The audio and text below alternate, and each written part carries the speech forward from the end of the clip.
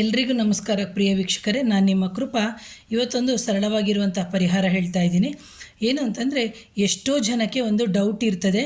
ಏನು ಅಂತಂದರೆ, ನಾವು ಉಪಯೋಗಿಸಿರುವಂಥ ಹಲವಾರು ಬಟ್ಟೆಗಳಿರುತ್ತೆ. ಹಳೆ ಬಟ್ಟೆಗಳನ್ನ ನಮಗೆ ಅಂದರೆ ಹಿಂದಿನ ಕಾಲದಿಂದನೂ ನಾವು ಕೊಡ್ತಾ ಬರ್ತಾ ಇದ್ದೀವಿ. ಕೆಲವರ ಮನೆಯಲ್ಲಿ ನೀವು ನೋಡ್ಬೋದು, ಕೆಲವರು ಹಳೆ ಬಟ್ಟೆಗಳನ್ನ ಕೊಡೋಕ್ಕೆ ಬಿಡೋದೇ ಇಲ್ಲ. ಯಾವ ಕಾರಣಕ್ಕೆ ಅಂತಂದರೆ, ಆ ಹಾಕಿರುವಂತಹ ಬಟ್ಟೆಯಲ್ಲಿ ನಮ್ಮದು ಎನರ್ಜಿ ಇರುತ್ತೆ. ಅದು ಪಾಸಿಟಿವ್ ಎನರ್ಜಿನೂ ಇದೆ, ನೆಗೆಟಿವ್ ಎನರ್ಜಿ ಇದೆ. ಯಾಕಂದರೆ ಈ ನಮ್ಮ ದೇಹ ಅಂತ ಏನಿದೆ, ಆ ದೇಹದಲ್ಲಿ ಹಾರ ಅಥವಾ ಅಬೋಮಂಡಲ ಅಂತ ಏನಿದೆ, ಅದಕ್ಕೆ ಅಂತಾದ ತನ್ನದೇ ಆದಂತಹ ಒಂದು ಎನರ್ಜಿಯನ್ನು ಹೊಂದಿದೆ ಪ್ರಿಯ ವೀಕ್ಷಕರೇ. ಹಾಗಾಗಿ ಹಿಂದಿನ ಕಾಲದಲ್ಲಿ ಹೇಳ್ತಾ ಇದ್ರು, ಅದನ್ನು ನಾವು ಕೊಡಬಾರ್ದು ಅಂತ ಹೇಳಿಬಿಟ್ಟು.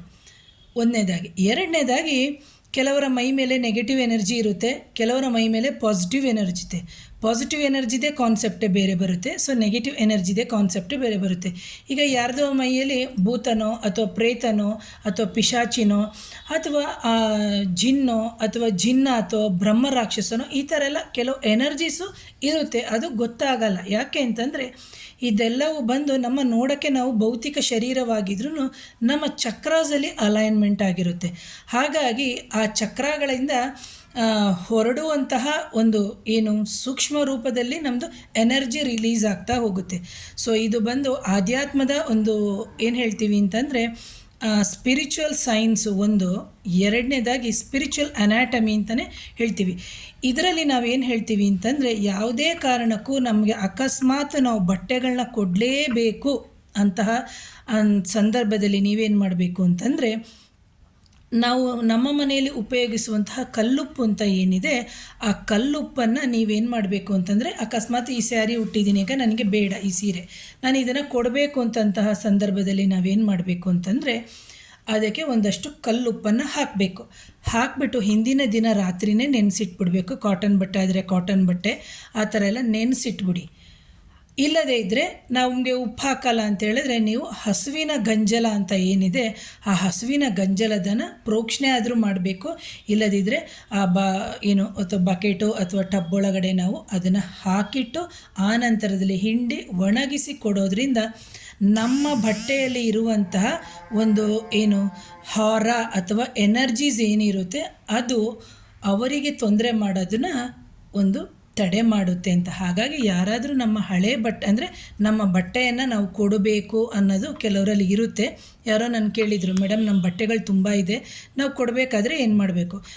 ಆಗಬೇಕಾದ್ರೆ ಕಲ್ಲುಪ್ಪು ಹಾಕಿ, ಇಲ್ಲದಿದ್ದರೆ ಗಂಜಲವನ್ನು ಹಾಕಿ ಆನಂತರದ ದಿನಗಳಲ್ಲಿ ನೀವು ಕೊಡೋದ್ರಿಂದ ನಿಮಗೆ ಅದು ನಿಮ್ಮ ಇಷ್ಟಕ್ಕೆ ಬಿಟ್ಟಿದ್ದು. ಯಾಕಂದರೆ ಹಿಂದಿನ ಕಾಲದವರು ಯಾರಾದರೂ ನಿಮ್ಮ ಮನೆಯಲ್ಲಿದ್ದರೆ, ಅಥವಾ ಕೆಲವ್ರ ಮನೆಯಲ್ಲಿ ಒಂದೊಂದು ಥರ ಪದ್ಧತಿಲಿ ಮಾಡ್ಕೊಂಡು ಬರ್ತಾರೆ.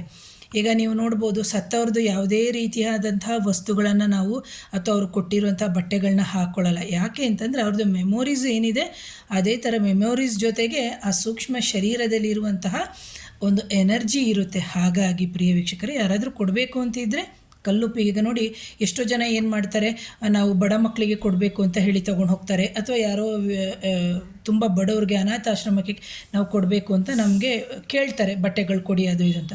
ಅಂತಹ ಸಂದರ್ಭದಲ್ಲಿ ಕೊಡಬೇಕು ಅಂತ ಹೇಳಿದಂತಹ ಸಂದರ್ಭದಲ್ಲಿ ನೀವೇನು ಮಾಡಬೇಕು, ಕಲ್ಲುಪ್ಪು ತಪ್ಪಿದರೆ ಏನು ಗಂಜಲವನ್ನು ಹಾಕಬೇಕಾಗುತ್ತೆ. ಅಕಸ್ಮಾತು ನಮ್ಗೆ ಅದೆರಡೂ ಅವೈಲಬಿಲಿಟಿ ಇಲ್ಲ, ಏನು ಮಾಡ್ಬೋದು, ಡೆಫಿನೆಟಾಗಿ ಪನ್ನೀರ್ ಸಿಗುತ್ತೆ. ಆ ಪನ್ನೀರನ್ನು ಪ್ರೋಕ್ಷಣೆ ಮಾಡಿ ಹಾಕಿಬಿಟ್ಟು ಕೊಡ್ಬೋದು. ಇಲ್ಲದಿದ್ದರೆ ನೀರಿಗೆ ಹಾಕಿ ಕೊಡ್ಬೋದು. ಇಲ್ಲದಿದ್ದರೆ ಎಲ್ಲದಕ್ಕಿಂತನೂ ಕಲ್ಲುಪ್ಪು ಎಲ್ಲರಲ್ಲೂ ಏನು ಅವೈಲಬಿಲಿಟಿ ಇದೆ. ಹಾಗಾಗಿ ಕಲ್ಲುಪ್ಪಿಗೆ ಹಾಕಿ ನೀವು ಅದನ್ನು ಕೊಡೋದ್ರಿಂದ ಏನು ನಿಮ್ಮಲ್ಲಿರುವಂತಹ ನಕಾರಾತ್ಮಕ ಶಕ್ತಿ ಅವರ ದೇಹಕ್ಕೂ ಎಂಟ್ರಾಗಲ್ಲ. ಒಂದು. ಎರಡನೇದಾಗಿ, ಯಾಕೆಂದರೆ ನಾವು ಬಟ್ಟೆಗಳನ್ನ ಕೊಟ್ಟಾಗ ಅವರು ಉಪಯೋಗಿಸುವ ರೀತಿ ಕರೆಕ್ಟಾಗಿದ್ದರೆ ಓಕೆ. ಅವ್ರೇನು ಮಾಡ್ತಾರೆ, ಕೆಲವ್ರು ಏನು ಮಾಡ್ತಾರೆ, ಕೊಟ್ಟಂತಹ ಬಟ್ಟೆನ ಅವ್ರೇನು ಮಾಡ್ತಾರೆ, ಎಲ್ಲೋ ಹೋಗ್ಬಿಟ್ಟು ಮೂಲೆಯಲ್ಲಿ ಬಿಸಾಡೋದು, ಅಥವಾ ಕೆಲವ್ರು ನೋಡಬೇಕು ಟಬ್ ಒಳಗಡೆ ತುಂಬಿಸಿಡೋವಂಥದ್ದು. ಇನ್ನೂ ಕೆಲವ್ರು ಏನು ಮಾಡ್ತಾರೆ ಅಂದರೆ, ಕಾಲು ಒರ್ಸೋಕ್ಕೆ ಉಪಯೋಗಿಸ್ಕೊಳ್ಳೋದು, ಈ ಥರ ಮಸಿ ಬಟ್ಟೆ ಥರ ಅಡುಗೆ ಮನೆಯಲ್ಲೆಲ್ಲ ಆ ಥರ ಉಪಯೋಗಿಸೋದು, ಆ ಥರ ಎಲ್ಲ ಮಾಡ್ತಾರೆ. ಹಾಗಾಗಿ ನಮ್ಮ ಬಟ್ಟೆಗಳಿಗೆ ಅದರದೇ ಆದ ಎನರ್ಜಿ ಇದೆ. ಅಕಸ್ಮಾತು ಇದು ಮೂರನೇ ವ್ಯಕ್ತಿಯ ಕೈಗೆ ಸಿಕ್ತು, ಅಕಸ್ಮಾತ್ ಯಾರಾದರೂ ಮಾಂತ್ರಿಕ ಬಾಧೆ ಮಾಡಿಸ್ಬೇಕು, ನಮ್ಮ ಬಟ್ಟೆಗಳಿಗೆ ಹುಡುಕಾಟ ನಡೆಸ್ತಾ ಇದ್ದಾರೆ ಅಂತ ಹೇಳಿದಂಥ ಸಂದರ್ಭದಲ್ಲಿ, ಕೈಗೆ ಸಿಕ್ಕಿದಂತಹ ಸಂದರ್ಭದಲ್ಲಿ ಇವೆಲ್ಲವೂ ತುಂಬ ಕಾಂಪ್ಲಿಕೇಶನ್ ಆಗುತ್ತೆ. ಹಾಗಾಗಿ ಕೊಡೋಕ್ಕಿಂತ ಮುಂಚೆ ಹಲವಾರು ಬಾರಿ ಯೋಚನೆ ಮಾಡಿ ಕೊಡಿ ಅಂತ ಹೇಳ್ತೀನಿ ಪ್ರಿಯ ವೀಕ್ಷಕರೇ. ಯಾರಾದರೂ ನನ್ನ ಚಾನಲ್ನ ಮೊದಲನೇ ಬಾರಿಗೆ ನೋಡ್ತಾ ಇದ್ದರೆ ಚಾನಲ್ನ ಸಬ್ಸ್ಕ್ರೈಬ್ ಮಾಡಿ, ಲೈಕ್ ಮಾಡಿ, ಶೇರ್ ಮಾಡಿ, ಕಮೆಂಟ್ ಮಾಡಿ. Thank you.